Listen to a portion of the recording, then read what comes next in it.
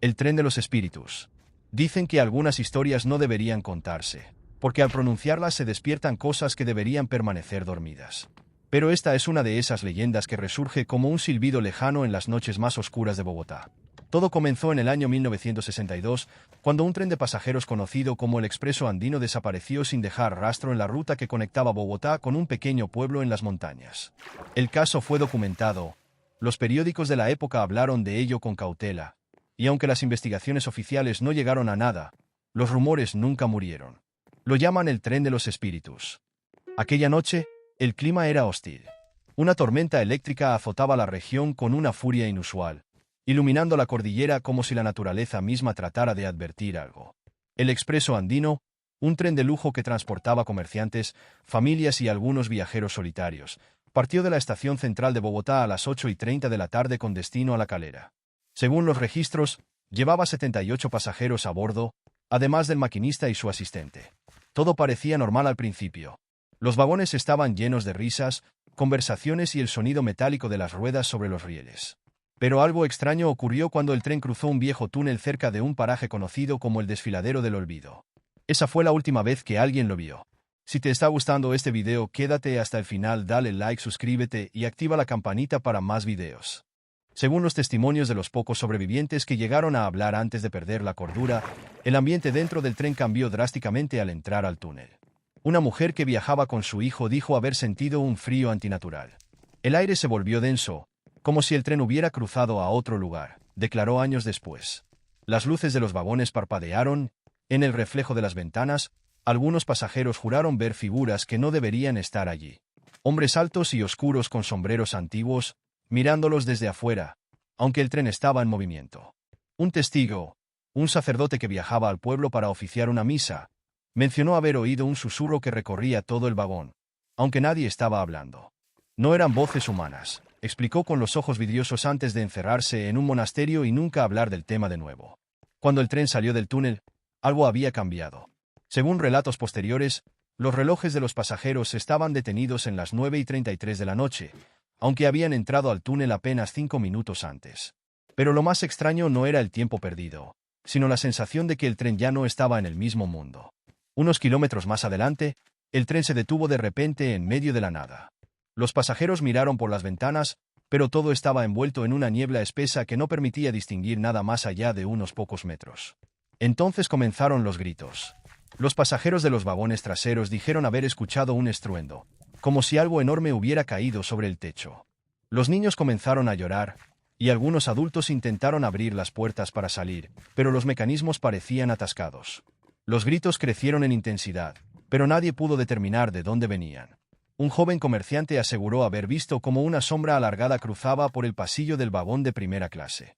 Era alta, demasiado alta para ser una persona, dijo a un investigador años después. Otros dijeron que escucharon golpes bajo sus asientos, como si algo tratara de entrar desde las entrañas del tren. Cuando el Expreso Andino no llegó a su destino, las autoridades comenzaron a buscarlo. Encontraron las vías intactas, pero ni rastro del tren. Lo único que quedó fue un vagón desvencijado a kilómetros de distancia, cubierto de moho, como si hubiera estado allí por décadas. Dentro, las paredes estaban cubiertas de marcas de uñas, como si alguien hubiera intentado escapar desesperadamente. El caso fue archivado como sin resolver. Sin embargo, la desaparición del tren alimentó rumores de todo tipo. Algunos decían que había cruzado un portal a otra dimensión, mientras que otros lo vinculaban con un pacto oscuro realizado por el dueño de la empresa ferroviaria. Lo único cierto es que, desde entonces, cada 27 de septiembre, fecha en la que ocurrió la desaparición, algunas personas aseguran ver un tren fantasma recorriendo las vías abandonadas. Daniel, un joven periodista, había oído estas historias toda su vida. Su abuela le hablaba del tren de los espíritus como una advertencia para que no se metiera en problemas. Pero Daniel nunca creyó en leyendas.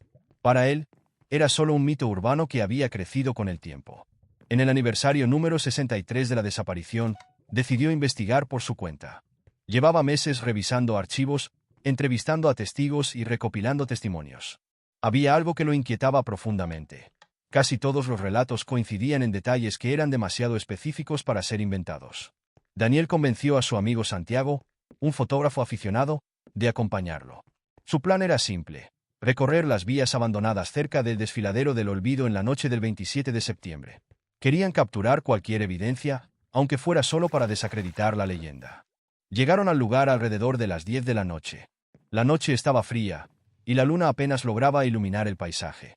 Las vías, oxidadas y cubiertas de maleza, parecían un esqueleto olvidado en medio de la montaña. Mientras caminaban, Santiago empezó a tomar fotos.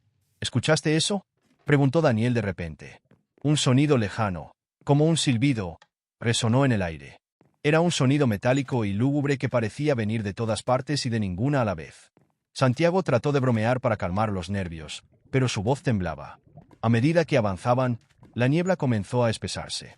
Era tan densa que apenas podían ver sus propias manos frente a ellos. Entonces, lo escucharon. Un sonido que les heló la sangre. El retumbar de ruedas sobre rieles. ¿Es posible que haya un tren aquí?, preguntó Santiago con incredulidad, pero Daniel no respondió. Ambos sabían que esas vías habían sido abandonadas hacía décadas. La niebla se iluminó de repente con un destello amarillo, como si un faro los atravesara. Y entonces lo vieron. El expreso andino avanzaba lentamente hacia ellos. Pero no era un tren normal. Los vagones estaban cubiertos de óxido, las ventanas rotas, y una luz espectral emanaba desde su interior. Daniel sintió un impulso inexplicable de acercarse. Podía ver sombras moviéndose dentro de los vagones, pero no parecían humanas. Santiago trató de detenerlo, pero algo en el aire los paralizó a ambos.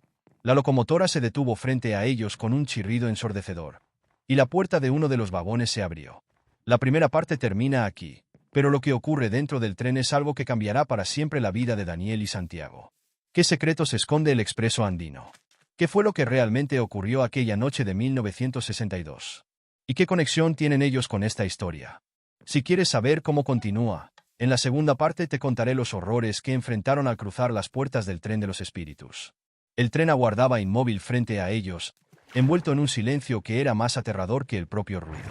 La niebla, espesa como una cortina espectral, cubría las vías, y el aire estaba cargado de una energía opresiva. Santiago apretó con fuerza la cámara, mientras Daniel, incapaz de resistirse, dio un paso hacia el vagón cuya puerta abierta parecía invitarlos. «No deberíamos estar aquí», susurró Santiago, pero su voz apenas era un murmullo perdido en el vacío. «Esto es increíble. Tenemos que entrar». Daniel no apartaba la mirada de las sombras que se movían dentro del tren. Cuando cruzaron el umbral, un frío antinatural los envolvió de inmediato. El interior del vagón estaba cubierto de óxido y suciedad, pero había algo aún más inquietante. Todo parecía congelado en el tiempo. Las mesas de los pasajeros estaban dispuestas con copas y platos, como si alguien acabara de abandonarlas. En el suelo, un muñeco de trapo yacía cubierto de polvo, mientras las paredes estaban llenas de marcas de arañazos que parecían contar una historia de desesperación. ¿Quiénes viajaban aquí?, preguntó Santiago, tomando una foto. Pero antes de que Daniel pudiera responder, un murmullo débil llenó el aire. Era un sonido bajo y gutural que parecía provenir de todas partes. Santiago giró hacia el pasillo y levantó la cámara. A través del lente, vio algo que lo hizo retroceder. Una figura oscura estaba parada al final del vagón, con una altura antinatural y ojos que brillaban con un tenue resplandor amarillo. «¿Qué demonios es eso?», balbuceó Santiago. «Cálmate. Puede ser alguien que...». Daniel no terminó la frase. Sabía que lo que estaban viendo no era humano. La figura comenzó a moverse, deslizándose hacia ellos sin mover los pies. Su sombra se alargaba grotescamente por las paredes, y el murmullo se transformó en un grito que resonó dentro de sus cabezas. Huyendo de la figura, corrieron hacia el siguiente vagón. Pero el tren parecía jugar con ellos. Cada vagón que cruzaban era una repetición del anterior, como si estuvieran atrapados en un bucle sin fin. En cada pasillo, sombras se movían entre los asientos, y susurros en idiomas desconocidos llenaban el aire. En uno de los vagones, encontraron un hombre sentado en uno de los asientos.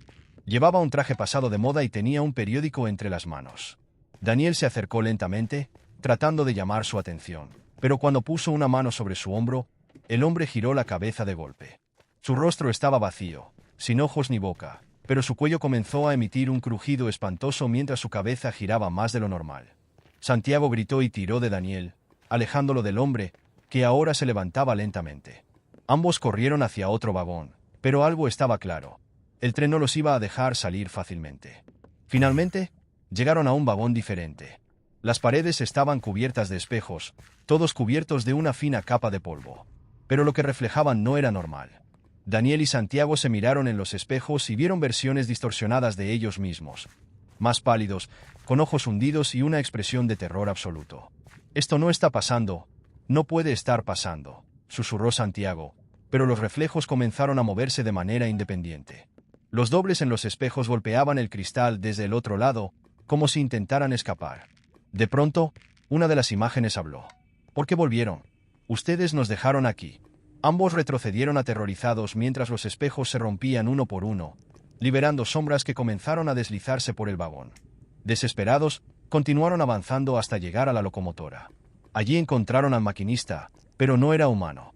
Su cuerpo era una amalgama de carne y metal, y sus ojos brillaban con el mismo resplandor amarillo que habían visto antes.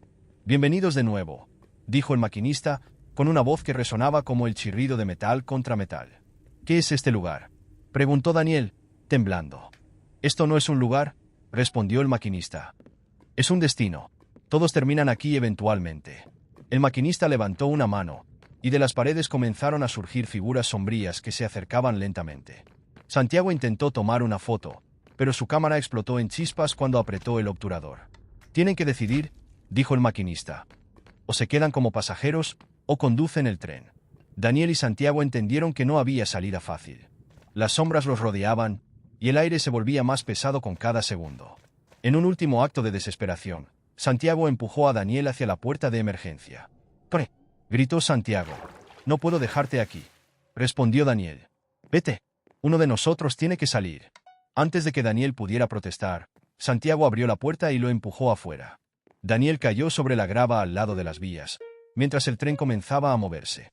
Miró hacia atrás y vio a su amigo dentro del vagón, rodeado por las sombras. Santiago levantó una mano en un gesto de despedida mientras el tren desaparecía en la niebla. Cuando Daniel despertó, estaba en el hospital.